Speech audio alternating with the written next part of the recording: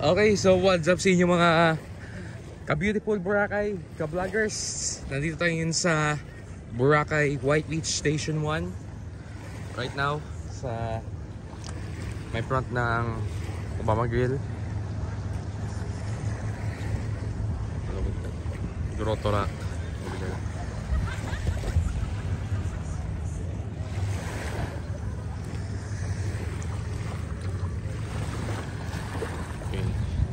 Monday, today, April 22, 2024.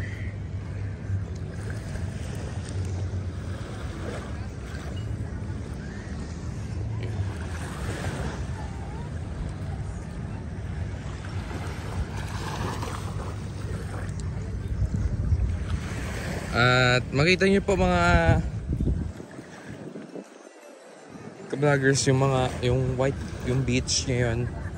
Wala akong nakita ngayon mga lumot. Less na siya ngayon. Konti lang. Dito sa portion na konti lang eh. Kaya hindi siya tingnan yung parang green. Except na lang dito sa part na to, meron mga bato. Just a little bit of rocks. Ganyan.